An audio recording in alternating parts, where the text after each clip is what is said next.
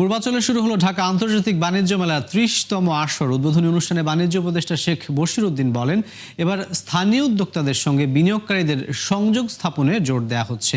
এ সময় পেপার ও প্যাকেজিং পণ্যকে প্রোডাক্ট অব দ্য ইয়ারে ঘোষণা করেন বাণিজ্য উপদেষ্টা। এর আগে বাণিজ্য সচিব মাহবুবুর রহমান জানিয়েছেন যে এলডিসি উত্তোলনের পর শুল্কমুক্ত প্রবেশাধিকার অক্ষত রাখতে ইউরোপীয় ইউনিয়নের সঙ্গে দর কষাকষির চেষ্টা চলছে। এজন্য ৩ বছর সময় হাতে আছে বলেও জানিয়েছেন তিনি। এবারের বাণিজ্য মেলায় স্থানীয় উদ্যোক্তা ছাড়াও ৬ দেশের ১১টি প্রতিষ্ঠান অংশ নিচ্ছে। যদিও গেল বছরের চেয়ে কমেছে প্যাভিলিয়নের সংখ্যা। দর্শক, এই বিষয়ে আরো বিস্তারিত জানাতে মেলা প্রাঙ্গণ থেকে যুক্ত হচ্ছেন সহকর্মী রাকিব হোসেন। রাকিব, এবারের মেলার আসলে মূল উদ্দেশ্যটা কি? এবং আমরা দেখতে পাচ্ছি যে আবহাওয়াটাও বেশ বৈরী। ক্রেতা কিংবা দর্শনার্থীদের সংখ্যা প্রথম দিনে কেমন দেখতে পাচ্ছেন?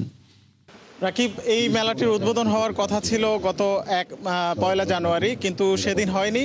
বেগম খালেদা জিয়ার মৃত্যুর কারণে শোক দিবস পালন করা হয় এবং সে কারণে এই মেলাটি পিছিয়ে আজকে ৩ তারিখে উদ্বোধন করা হয়। এবং আজকে প্রথম দিনে আপনি দেখতে পাচ্ছেন আসলে বরাবরের মতোই দর্শনার্থীদের উপস্থিতি খুবই কম এবং এখনও কিন্তু এই স্টলগুলোতে প্রস্তুতির কাজ চলছে।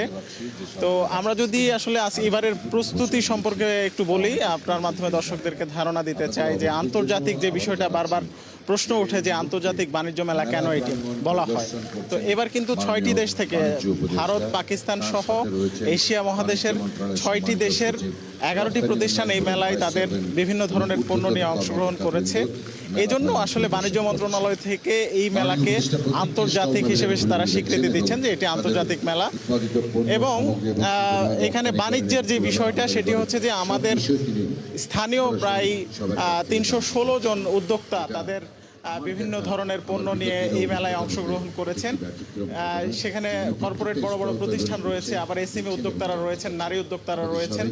তারা তাদের পণ্য এই মেলায় উপস্থাপন করে তারা যেমন স্থানীয় ক্রেতাদের সাথে সংযুক্ত হচ্ছেন, তেমনি কিন্তু বিদেশি যারা দর্শনার্থী এই মেলায় অংশগ্রহণ করবেন, আসবেন, তাদের সাথেও কিন্তু তাদের একটা সংযোগ স্থাপন হওয়ার সুযোগ তৈরি হয়েছে এবং যেটা বরাবরই হয়।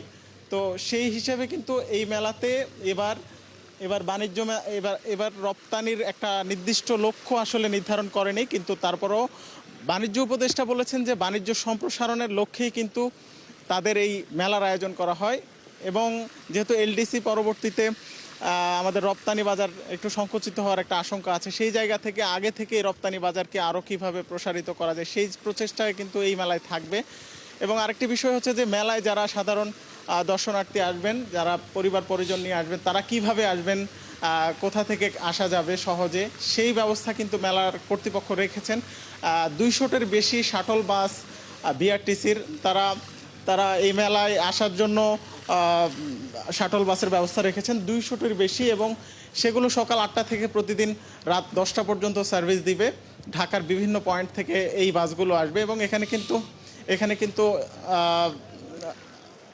কিন্তু পার্কিংয়ের। রাকিব, আপনাকে ধন্যবাদ আমাদের সাথে যুক্ত হওয়ার জন্য। দর্শক, ঢাকা আন্তর্জাতিক বাণিজ্য মেলা প্রাঙ্গণ থেকে যুক্ত হয়েছিলেন সহকর্মী রাকিব হোসেন।